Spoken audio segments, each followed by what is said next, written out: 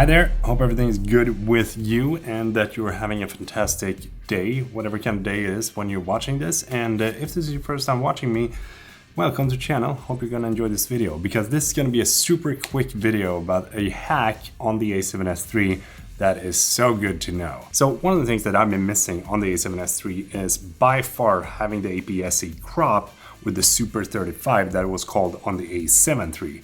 But there is this function in the A7S III that is called the clear image zoom, which allows you to zoom in digitally without losing almost any resolution in your shot. And you can do this in 4K or 1080 and get a 1.5 crop in your video. See that? Zooming in and out digitally right now.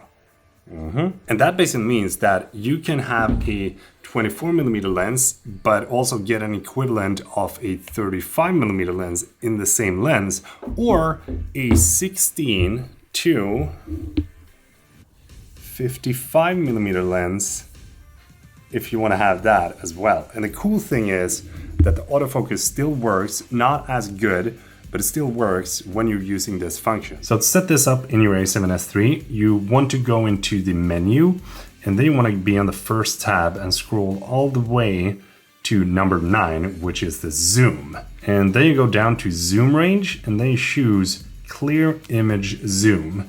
And what you also can do is that you can hotkey this to one of the function keys. And to do that, you're gonna go down to the toolbox, and then we're gonna go to Operation Customize and go to the video and custom key settings.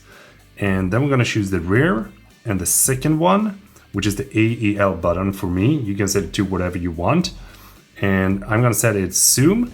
And then when I'm in the 4K mode, I can just press the AEL and then start zooming in or zooming out. So now that I have a 24mm on, I get an equivalent of 35mm 1.4. And one of the best things with this function is that it works in 4K 24 FPS, 25 FPS, and 50 and 60 FPS. Unfortunately though, it doesn't work in 100 or 120, but having that in like 50 FPS, and I think you lose a little bit of like resolution, but not too much.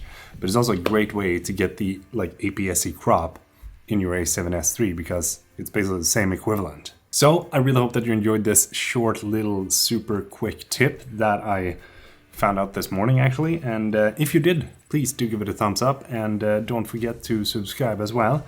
Thanks so much for tuning in, and good to have you in my kitchen here as well. I will see you in the next video. Peter from Sweden saying goodbye.